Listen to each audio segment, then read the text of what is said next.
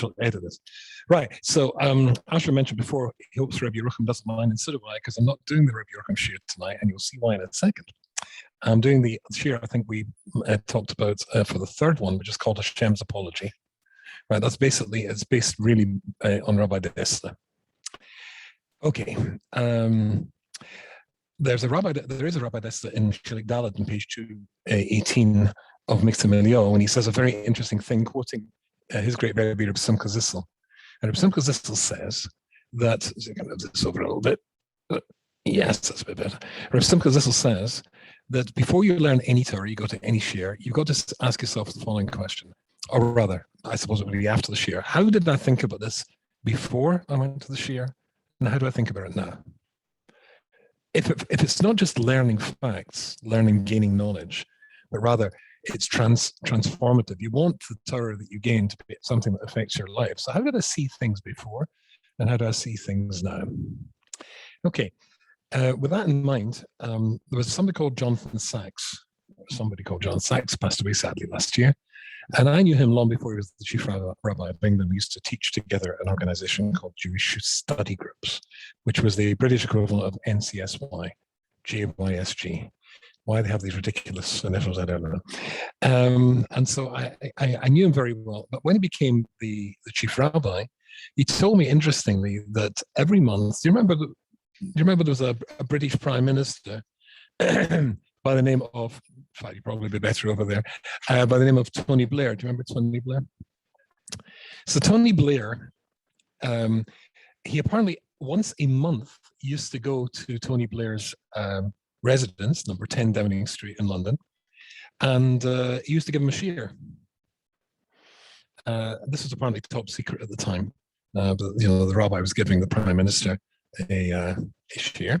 I assume he maybe had the Archbishop of Canterbury and maybe some Muslim fellow in as well. Sort of like a bit like the Kuzari, you get all the great religion sort of thing. But anyway, he used to do that. And when his successor took over, was called George something or other. I can't remember his name. Same thing. John Sachs gave shiur. So he said that once they got up to, it must have been working through the Chumash, they got up to the Yikra, and Tony Blair said, "Oh, the boring bit." The boring bit, because it's all about Korbanos. And from a non-Jewish point of view, and I'm sure Tony Blair won't mind me mentioning that he's not Jewish, because he probably knows, then, it's, sacrifices, and, what's that got to do with me? I mean, we all have to learn to make sacrifices, but apart from that, what was, he didn't see it as being terribly relevant. In Parshas Pinchas and Kof Ches, it really starts at the beginning here, Kof Ches Aleph. It's talking about the Korbanos and the Masofim that you add for Shabbos and Yom Tovim and for Rosh Chodesh. And when it gets to Posuk Tes Vov, I suppose Tony Blair would look upon this as a boring bit. But from our point of view, a very careful examination of the words will show that it's actually anything but boring. So it's talking about the Musaf on Rosh Chodesh, and there it says Seir Izim Echod Lechatos Lashem, and a Seir Izim Echod, one Seir Izim, one goat, is to be a Chatos Lashem, And then it says a little bit more. You don't need that, but the thing to focus on is the Seir Izim Echod, which is to be a one, Lechatos Lashem, to be a Chatos Lashem. Now, this could not be less boring. Why? Because what Rashi says here. How would you translate Chatas Lashem? Forgiveness to Hashem. All right, so you're bringing a Korban Musaf as an act of atonement for something you've done wrong, yeah? A sin offering for something you've done wrong. Of course, the Chatas is something you did unintentionally. And then Rashi says, and the Medrash Haggadah says, Omer HaKadosh Baruch Hu, HaShem's Baruch says, Hevi kapora alai, bring a kapora on my behalf. For me, al shema'ati es ha'yireach. An atonement for me, an apology for me, because I reduced the size of the moon. So here is a korban being brought at the instruction of HaShem's Baruch as his apology for having done something reducing the size of the moon. Now, that's why this is anything but boring. This is baffling. How on earth do you put that together? Those who've been to my Shiur before, you will know I've got this line, which is funny the first time I say it, probably extremely boring afterwards. But there's only one word that does not occur in the vocabulary of HaShem's Borach, and that word is oops. Right? Hashem doesn't make mistakes. There is nothing that could offend a Jewish hashkafa more than the idea that Hashem makes mistakes. Hashem doesn't make mistakes. And yet here, according to Rashi, quoting the Gemara, which we'll look at in a second, it's quite clear that it's an atonement for me, for something I did as chatos, something I did in inverted commas wrong, and I need a kapara for that. That's where it seems to. In fact, that is where it says, as Rashi says. Yeah, there was obviously that, but question would flow from that as well. And okay, so let's. This is a Gemara in Chulin, and it's in Daf Samach Amud Beis. And the Gemara in Chulin says the following thing. So it says, Rabbi Shimon bar Pazi Romi. There's a question which is asked by Rabbi Shimon bar Pazi, and he says, Ksib, it says, the Pasuk says, well, Yasef, right at the beginning, incidentally, it's gracious Aleph Tes Zayin, if I remember correctly. And the Pasuk says, I'll read to the Pasuk, Yasef Elokim Eshnei HaMa'oros HaGadayim. Hashem made two great lights in the sky. Esa Ma'or HaGadol, the big light to shine during the day, and the small light, which would have dominance or would light up the night, and the stars. Fine. So the Gemara is obviously is going to find a problem with that pasuk. Maybe you spotted it yourself, but this is what the Gemara says. It says, hold on. It says they made two great lights. But then it says, made two lights to light up the world. I better get that right for you. Again to the pasuk. Again, he made two great lights. The implication is equally great. But then it says the Aura Gadol and the Aura Cotton. I thought there were two big lights. So this is what the Gemara says. That the moon said to Hashem, is it possible to have two kings wearing the same crown? Right? You can't have two kings in the sky, one for night and one for day. That doesn't make any sense. No, of course you can't have two kings. Ancient Sparta had two kings. It was a king for the religious and a king for the secular. In medieval Europe, the idea of the archbishop and the king, one was supposed to be the secular authority, and one was meant to be the so-called godly authority, and the Pope sort of had that sort of role as well. So it's conceivable to have two kings with two crowns, but Lahavdil to have two kings with one crown, that doesn't make any sense. Said the moon to Hashem Yisborach.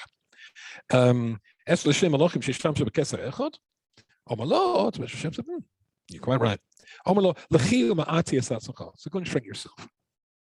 Go and shrink yourself.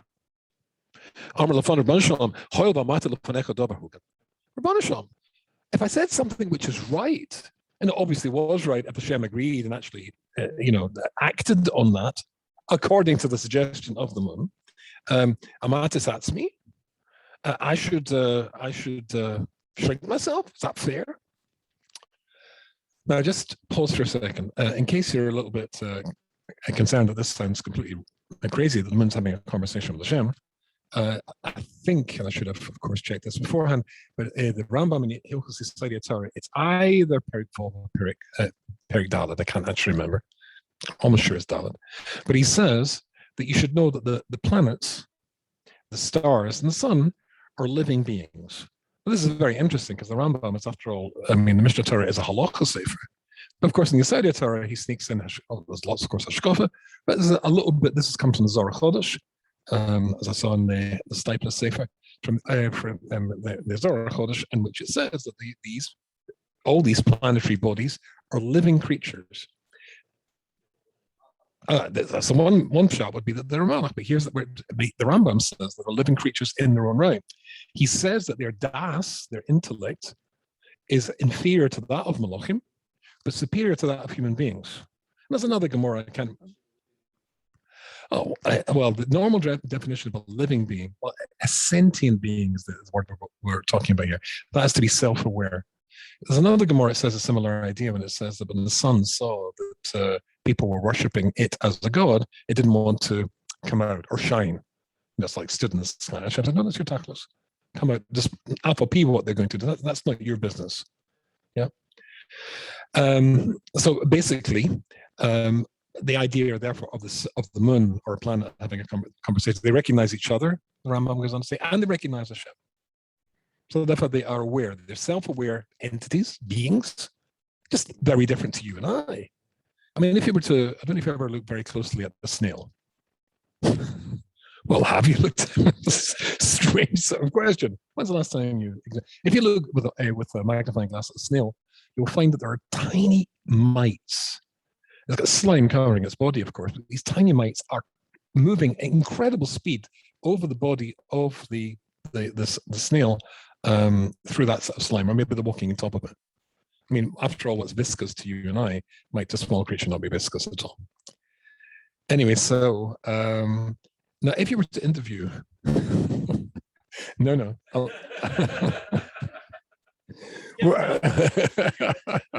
I'll edit that bit out. If you were to interview a mite and say, Mr. Mite, where do you live? Well, he would say, on this world. And if you were to say to him, do you know you're on a living creature? He would go, come on. I mean, he knows what he looks like. I mean, that's him. I never actually worked out, mite psychology, but I assume he knows what he looks like in other mites. But to tell him that this thing is actually moving along the ground, it's actually a living creature, to be ridiculous. For you and I to imagine that the planet we're standing on is actually a living creature sounds absolutely outrageous. But maybe, but of course, that's because we're not planets. Anyway, so the idea of the moon talking to Hashem is not quite as ridiculous as it originally seems. Okay, so therefore he says, I said to you something, that's me, I've got to reduce myself. Fair enough. So that's fair enough. Therefore, I will make you that you have a role and rule over both night and day. Because of course, the sun only shines during the day. Well, that's a bit of a tautology after all. Sorry? Yeah. Okay. They both give light. So that's not different. A different type, but still light. Oh, yeah, well, I mean, if we're not going to get into exactly what they're talking about here, what light was like, then I'm going to get really stuck. Right? Yeah. But even were it to be the case that the light shone equally during night and during day, I mean, if you know anything about science, there would be no planet. We would all be toast, right? And of course, the moonlight is merely reflected sunlight anyway. There's time to see in this, but let's not get into physics, or we'll never get any near for. Sorry, it would not be dark. Everything would be light. Yeah. So you will shine both by day and by night. Of course, the moon does shine at night, but it also shines during the day. You can sometimes see the moon during the day in the sky. You don't see the sun at nighttime by definition. When you see the sun, there is no nighttime. But therefore, you will have a role both by day and by night. So there you are. You're upset. I understand I upset you. But don't worry, says Hashem, I'll give you a role which, as it were, has superiority to the sun, because you get to shine all the time and he only gets to shine half the time, depending on which time of the year you're in, etc. Okay. To which the moon is not pleased. Omrle, my robusta dishraga batira. What's the point of having a light during the day? The fact that I'm going to appear during the day, I'm irrelevant. If I wasn't there, it would make no difference because the sun's there. That doesn't compensate me. So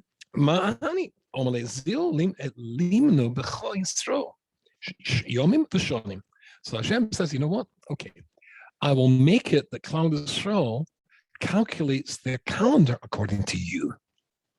Isn't that good? So therefore it's Rosh Chodesh, which is why I stopped it over, because today was Rosh Chodesh, and that'll be appropriate to talk about Rosh Chodesh, see why we're going to talk about that more in a second. And therefore it's going to be Rosh Chodesh, and therefore the new moon will be the calculation of all the dates, etc. And that, how about that?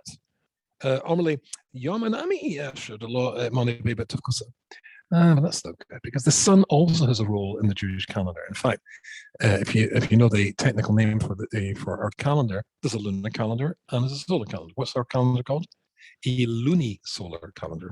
Literally called a lunisolar calendar. Okay, so therefore, that's not compensation because again, I don't have my own unique role, which can be considered equal to the sun, because are you kidding? He's got a role there as well. Okay. The Hashem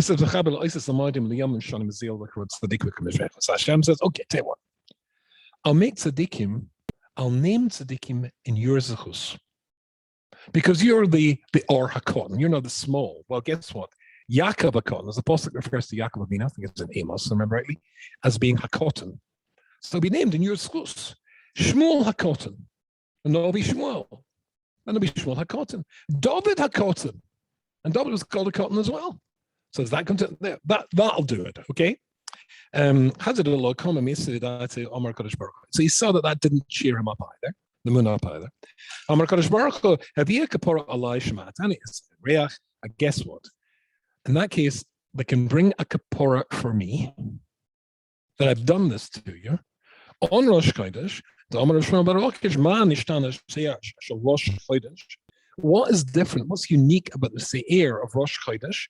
Shenema Lashem is to be a kapora Lashem, and all other psukim just says it's to be a kapora. The Musaf is a kapora, but here the Seir in the Musaf is a kapora Lashem. Amar Kadosh Baruch Hu says yehe kapora olai. This Seir will be an atonement for me. So that's the source of the Rashi that says that this strange expression El Hashem, or that's to be a Kapor Hashem, is for me. I've done something wrong. That's the Gemara. Sorry.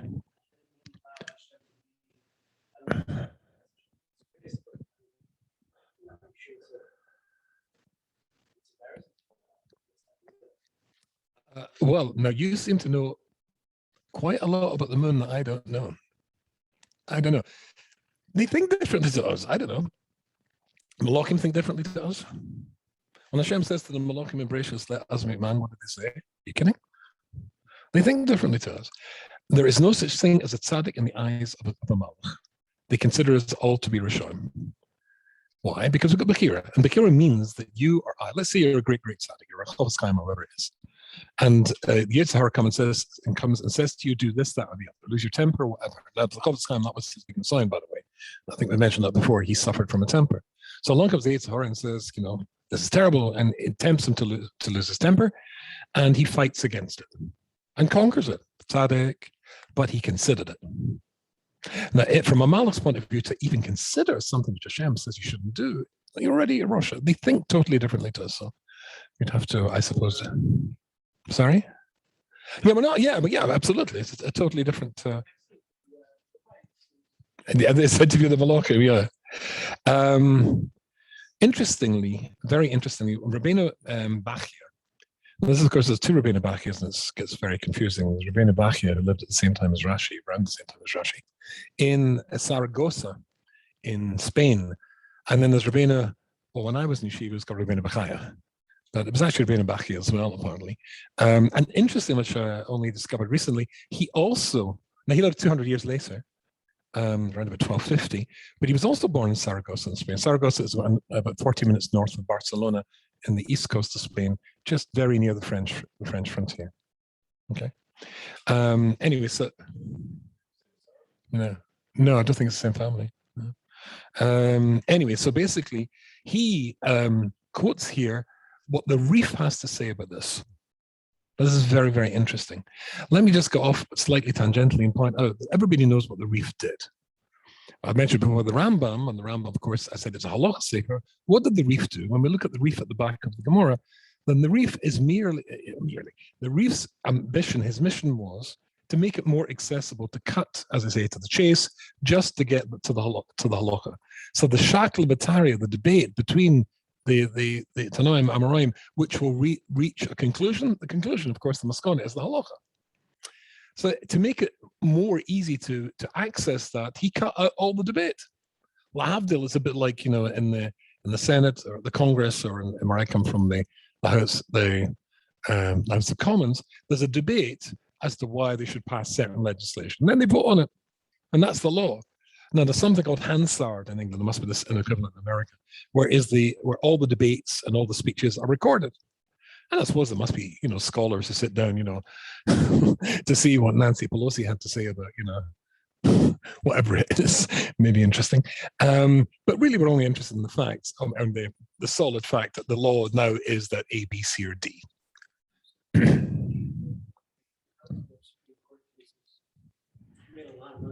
Oh yeah, well, you can gamble with anything.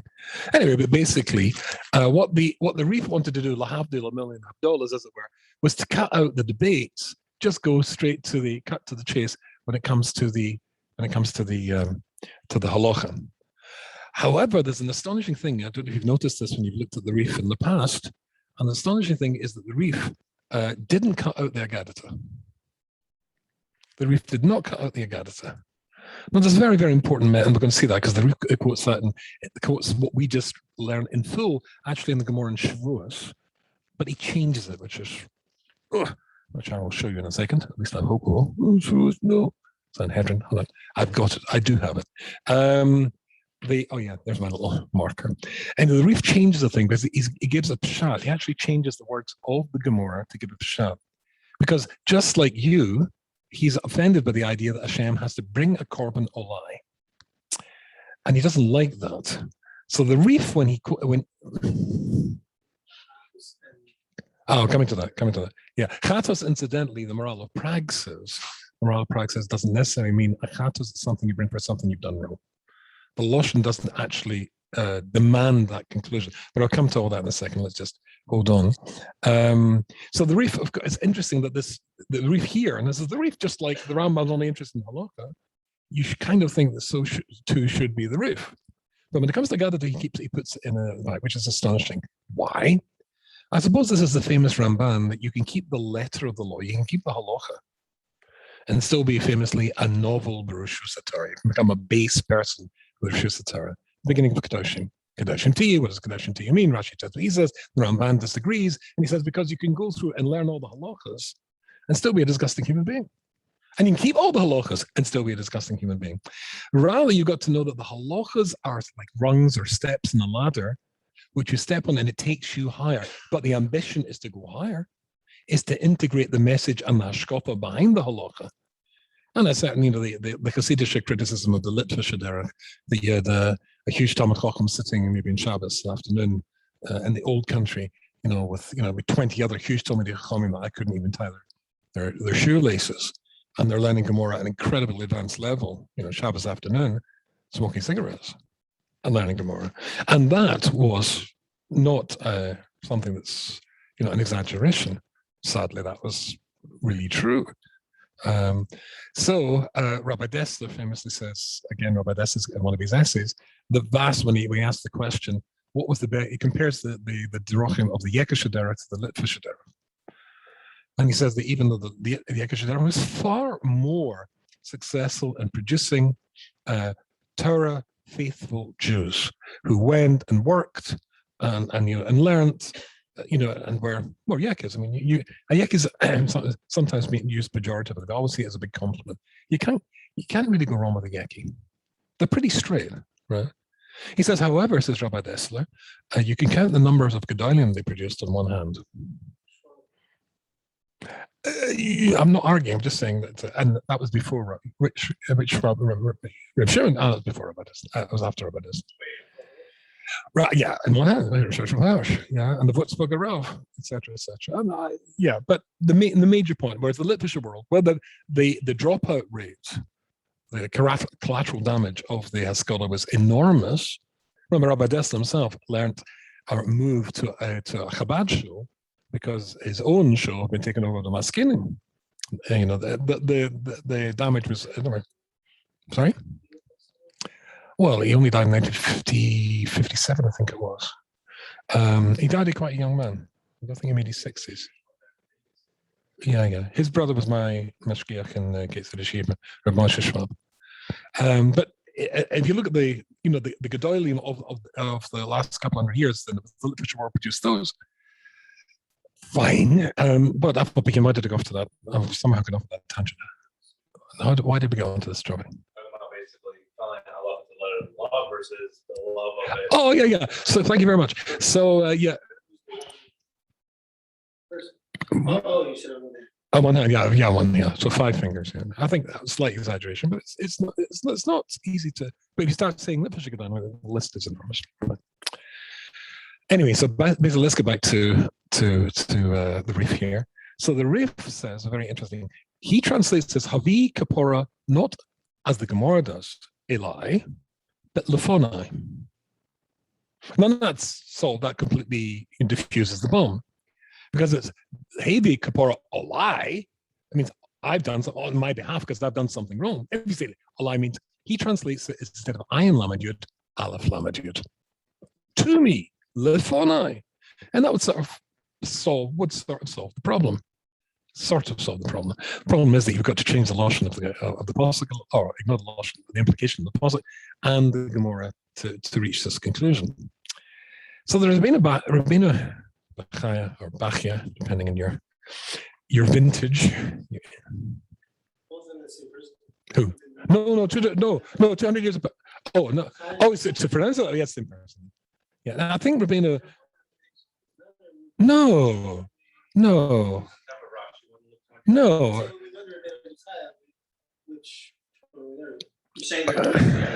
I'm not saying so. Yeah, it's only. Yes. Oh, this is 1250. Right. They're totally different. Well, handwriting. One was known and discussed 200 years before the other one came along. It's got a different name. It stands for different things. Ben Osha, etc., etc. Anyway, so I think if I remember rightly, he's buried in Keberocho, if I remember rightly, which is interesting.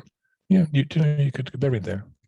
Well, in the grounds, I suppose. Anyway, to cut a long story short, he quotes the Gemara in full, and then he says something which I think is tremendously interesting. I'll see how this impacts with us and what we're doing here in these 4 shiurim. But Oid Eshesh, you call it Inyan Echer. So he's explaining the Gemara, and he says that this strange idea of the conversation with the moon, the whole conversation, the whole setup, with Hashem reducing the size of the moon, etc., and his reaction to it, and his offering him a peace offering, offering the moon a peace offering, is to give a peace compare, to give an opportunity, and an encouragement to Bali Tshuva. And a Bali Tshuva is not Eshetara or Sameach type Bali Tshuva. This is, people who were frum, like Rish Lakish, who was a frum Rofim and often became a bandit and then comes back again. That's a Bali Tshuva.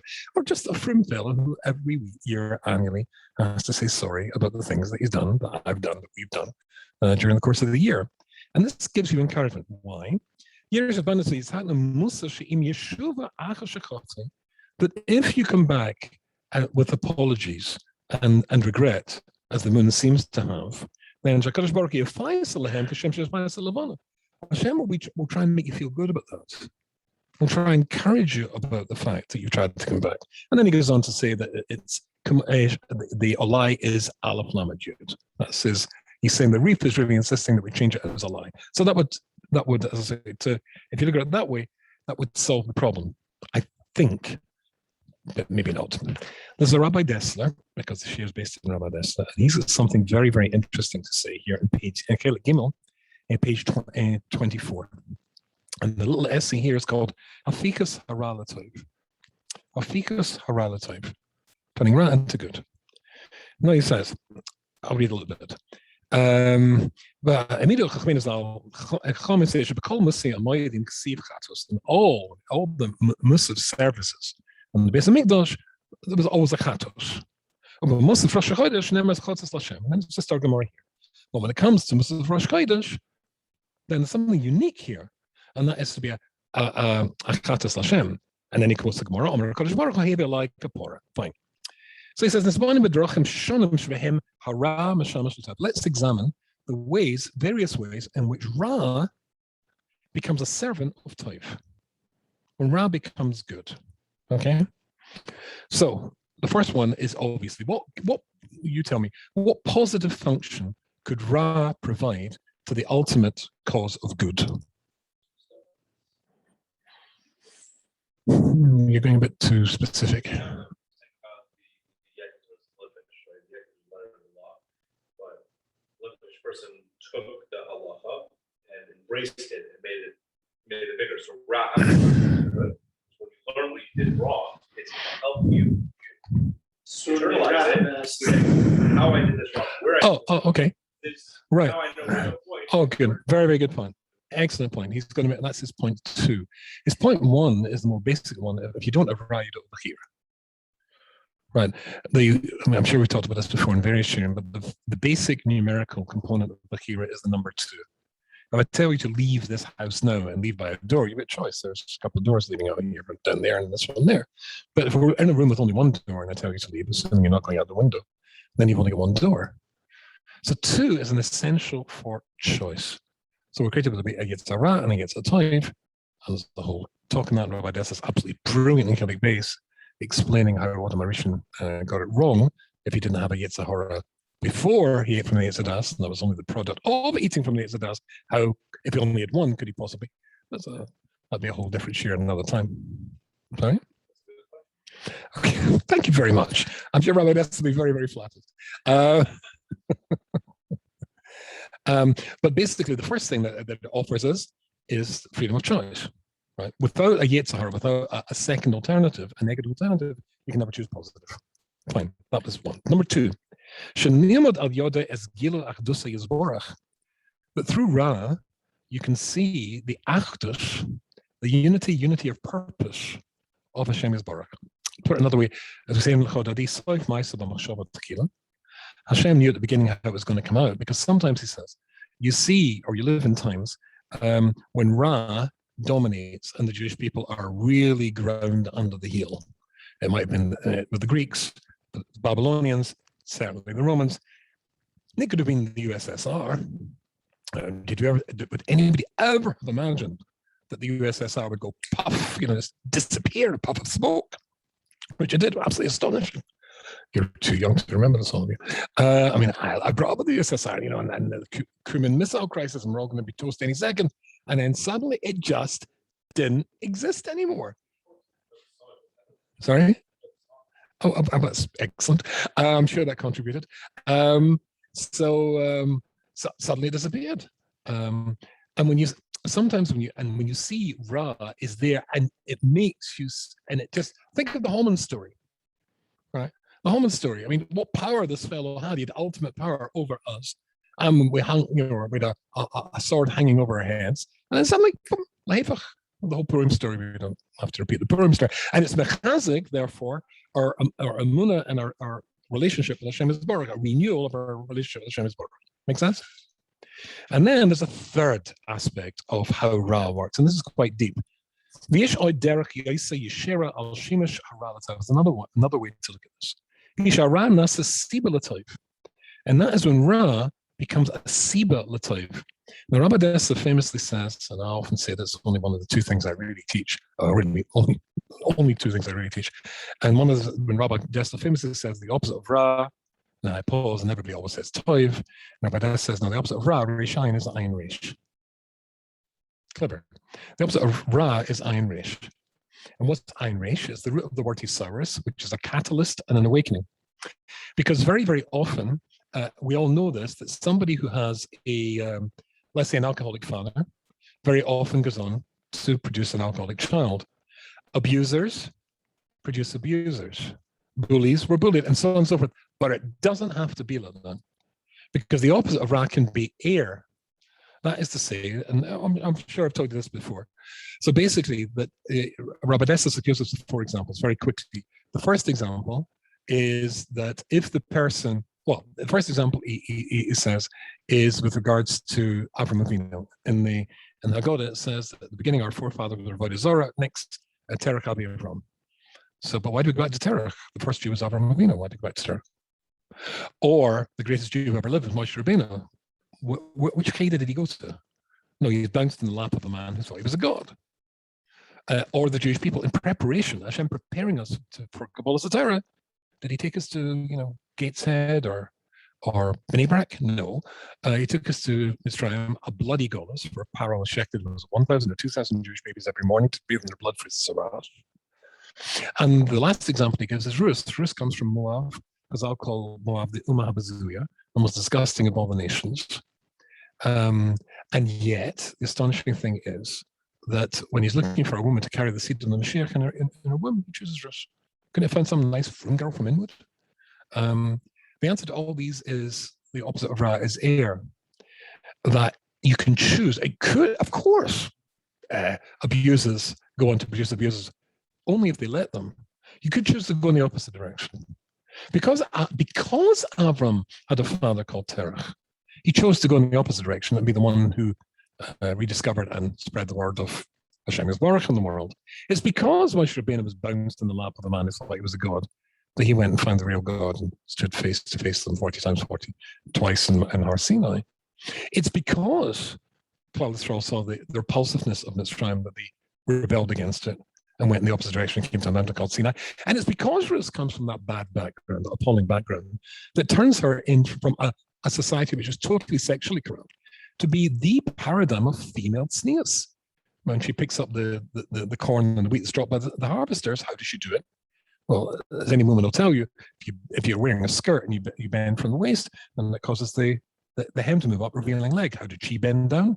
She sat on her ankles, sat on her heels, so that her skirts would fall, covering the leg.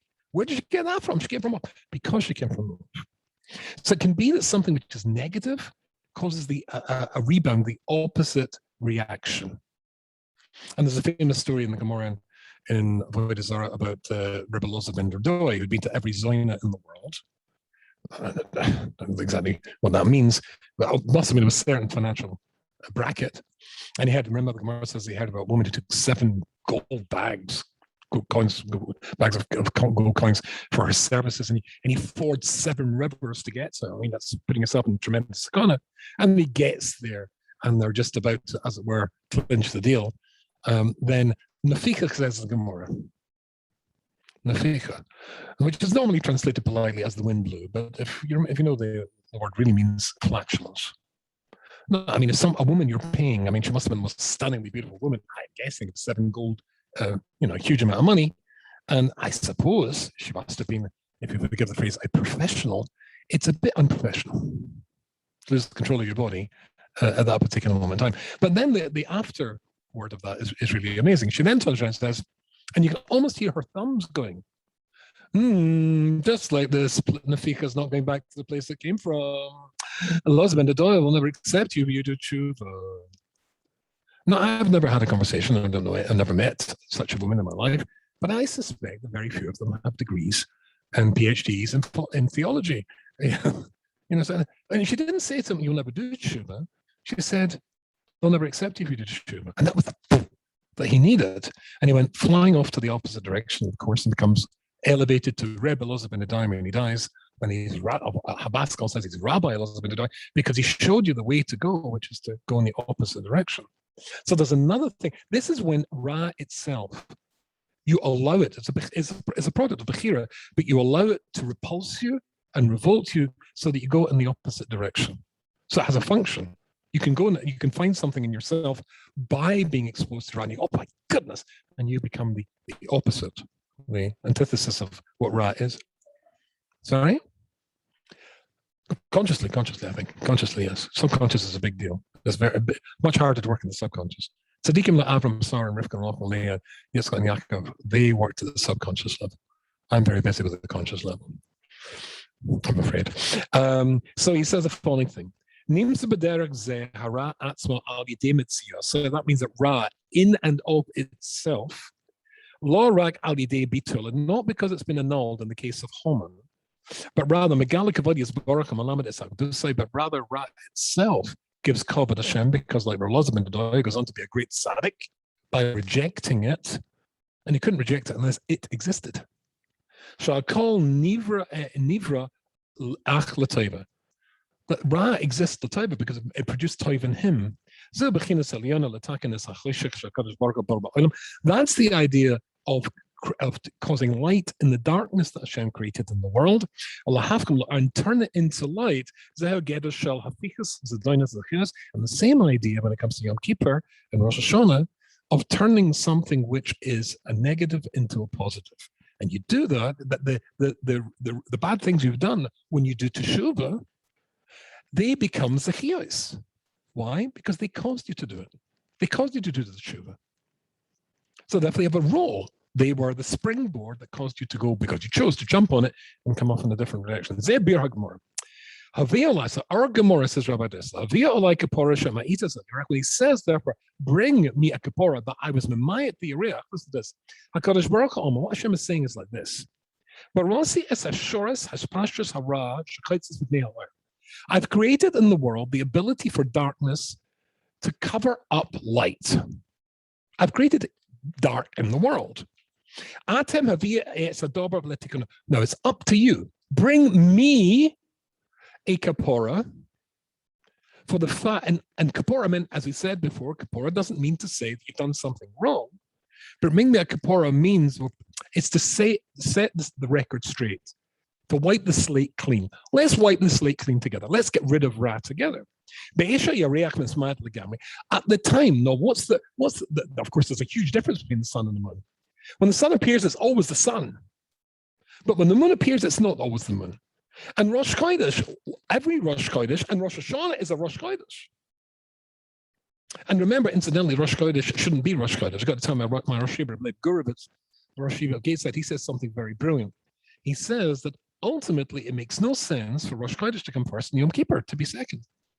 After all, Rosh Chodesh is the Yom Hadin. Don't you prepare for a court case before you go to court? But here we've got Yom Hadin, and then you get 10 days after that, Seres Mitzvah, to lodge an appeal. Wouldn't it be better to win the case so you don't need to file an appeal? Shouldn't it be Yom Kippur first, and then the Yom Hadin, and then you're judged to prepare? So Rabbi Dessler says something, and he wrote this before he knew me, but it would have fitted me perfectly. I don't know what you were like when you were at school, or if you went to college, but I was the guy who did no work the entire year until the night before the exam, and I crammed. Now, if you do it that way, if you're really lucky, you can scrape a pass. Problem is you forget all the material immediately because you haven't really absorbed it. I once had a friend of mine who was a doctor who told me a couple of exams he did that in. That was worrying. However,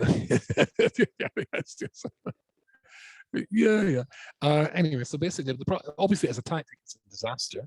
I just get lucky because if you leave it to the last minute, what if the last minute's not there? So if you plan to spend 24 hours cramming or 2 days cramming and you get flu, then you're really in trouble.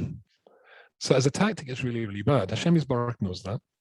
And therefore, if I made it that there was Yom Kippur first in 10 days to get ready till you come to the Yom Hadin, what if people push it off? You get 10 days? Yeah. I'll get there, and then never actually get there. But if you've got the Yom Hadin first, and you get the pachad, the fear, the awesomeness in the literal sense of awesome, it's supposed to the American sense, where a bar of chocolate is awesome. But when it's awesome, splitting the Red Sea, that's awesome. A cookie is not awesome. But never mind.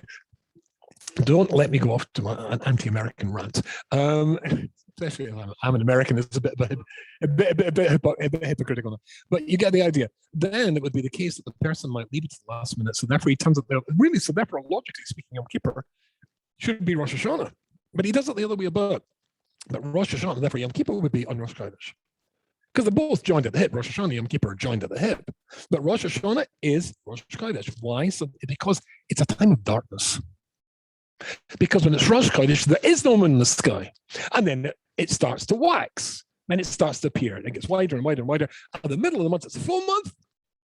And then it wanes and it goes down, and then you get back to darkness. And there's a million drushes for that. A million drushes. And if we had lots of time, we'll go back to another analysis of why the moon wasn't happy about all this sort of stuff. But let's just stick with Rabbi Dessler now. At the time, we're talking about at the time when the moon is completely dark, it's Rosh Chodesh.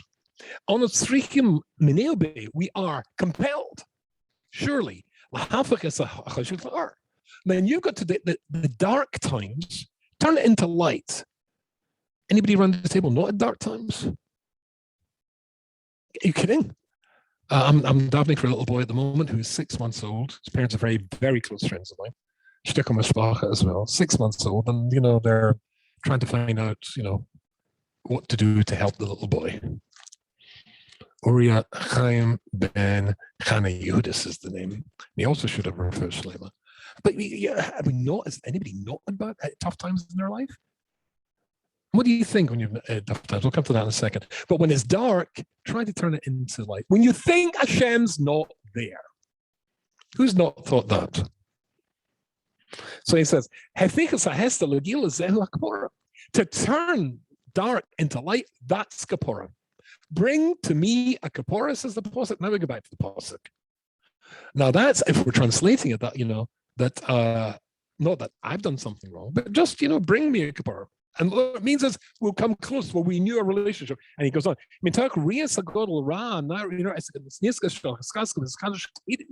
When you see something that's really bad, there's another thing here. And that, says Rabbi Dessler, it's a very important point. You can't rest on your laurels. The chidush of last month, because it wanes, what you achieved last month can't be something you rely on this month. It might not sustain itself.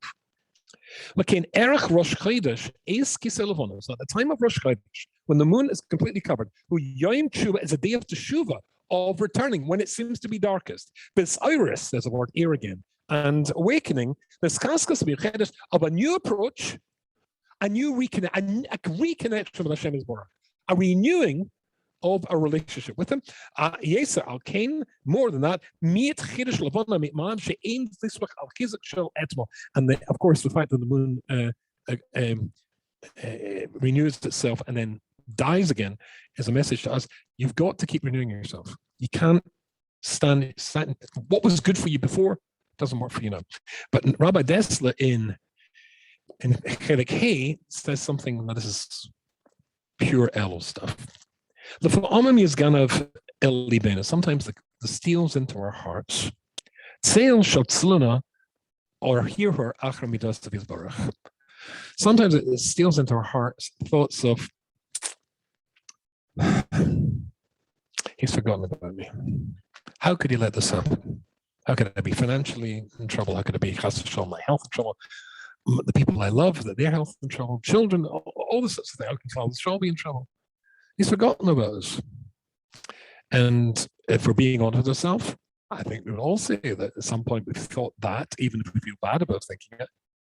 David HaMelech said, Keli, Keli, Lama Azavtoni.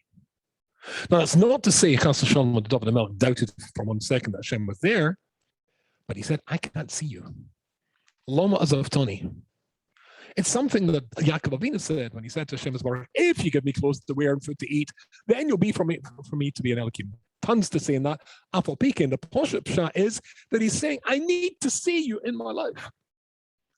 Because if I don't see you, how on earth do I know that I'm on the right track, that I'm going in the right way? So he says, but sometimes we don't see Hashem in our life. That's when it's dark. And that's why Rosh Chodesh is at the dark time. And therefore, you think, what has he abandoned me? Which of course stops us seeing what Hashem's plan is. Rebbetzin Heller of Yerushalayim, Rebbetzin Gottlieb Heller, I should say now.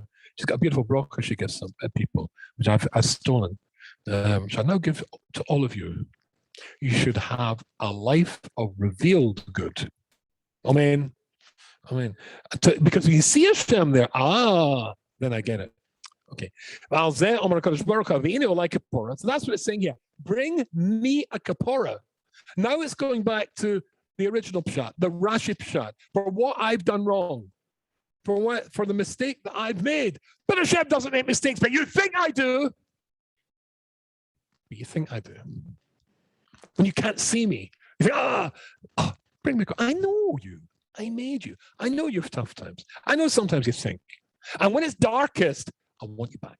Bring a kapora to me. A korban. Korban means come close to me. At the time when it's toughest and darkest, that's when you should come close to me. Therefore, korban haina his karbas, because the word korban is karbas. Tikno es a chasar and hazeh begiloi, that lack of faith, that lack of connection to me. Then open your minds, open your hearts to Shebel Vavkim in your hearts. Korban chatas shall Rosh Chodesh. Korban chatas shall Rosh Chodesh. At the darkest time is to teach you that message. That's when you come back to me. I've not gone. You just don't see me. I'm waiting for you. The last point is a beautiful idea, which is in page, where did I put it? Kuvov. Can't see with my note. But it's Kuvov. Yeah. Of a sefer called Lekes Shimas, and it's by Rav Nosson Bachtvogel, the old Mashgiach of Lakewood. And he's got a little essay here, a little chapter here called Tshuva Mahi. What is Tshuva? Listen to this, it's astonishing. So Mashgiach Heidi Psikta de Rebbe Kahana. So he brings a medrash, Psikta de Rebbe Kahana. Omar Kodesh Baruch Al Yisrael. Hashem says to Klal Yisrael, Atem is Baishim La'asas Tshuva. Are you embarrassed to come and say goodbye to me? Hello to me? I have to tell you, my late brother-in-law passed away this year. He was one of my closest friends. He told me once he was in Bnei Brak, and he was standing outside the Stipler's house. And on the other side of the road, there were two people from Manchester, which is where he used to live. And you know what it's like when you're abroad and you see people from your hometown. Wow! Now, you might hate their guts back where you come from. Oh, that's an exaggeration. You may not like them very much, but when you see them abroad, it's so exciting. So, I mean, I'm not saying he didn't like them. I don't know, but you get the idea. He's very excited to see them, very excited to see him. And so they're schmoozing, etc., etc. It was this time of year. And my brother-in-law, Ronnie, said to them, have you been to get a brocha from the Stipler? And they both looked at each other very strangely and went, no. I said, why not? And they looked at each other and said, no. Why not? One of them said, he sees things. He sees things. And my brother-in-law said, I found that so funny, because undoubtedly there would have no hesitation or embarrassment just a few weeks' time standing in front of a Kodesh Baruch Hu on Rosh Hashanah or Yom Kippur, who doesn't see things. He sees everything. But they're embarrassed to go and see the Stipler, but not embarrassed to do that. And Hashem says, are you embarrassed? Because I see things? And therefore, he says, Omar Kodesh Baruch Hu Yisrael Atem Zbashal Asa is Tshuva. You're embarrassed to come back to me? Oh, in that case, I'll come back to you. You're embarrassed to do Tshuva? Come back to me? Hareini Shav Rishon. I'll make the first moves. I'll do Tshuva. Tshuva just means to return. Shenemer Koyamar Hashem Hanini Shav, because the apostle says, Koyamar Hashem Hanini, I will shav. To which he says, well, the Chura Ma Shaykh Etzal Kodesh Baruch Tshuva. Well, look at the idea of Tshuva with regards to Hashem's Baruch. How could the idea of Hashem having a chatos? Where it means is a beer hamashkiach. So Rabbi Nosson Bachtvogel said, "Royin kan sheyesh madrigas shel tshuva shelo kashur l'chet." There's an idea, a concept of tshuva. It's got nothing to do with hate. It's merely a question of reconnecting. Hashem says, "You're scared to come back. You're scared to come back, bro. I'm waiting there for you, and I'll come to you." So I thought there's actually, first of all, because it's Rosh Chodesh, I would move this up from the list, and because Rabbi Yerucham Shmuz is really quite stark. I think you have to tell people, as I mentioned in Shabbos, I think 3 times, when David Gottlieb asked the Boston Rebbe the Litvische idea of doing a sort of like an analysis of yourself before you go to sleep at night, before you say Shema, is that a good idea? And he said, yes, as long as you focus on your achievements first. So it's a good idea to have a shiur in which you say to yourself, yeah, I can do this. Because the Rebbe Shem wants you to do Tshuva, set up a day to do Tshuva. And when the first Rosh Hashanah, the first Yom Din was created, he says the Medrash, I didn't set this day up in order to find you guilty. Tell your children, I set the day up in order to acquit you and find you not guilty. Tell them that. You've got to encourage people to get into this. So that's the Rebbe Shem's side of it. Next week, we'll talk about our side of it. Okay.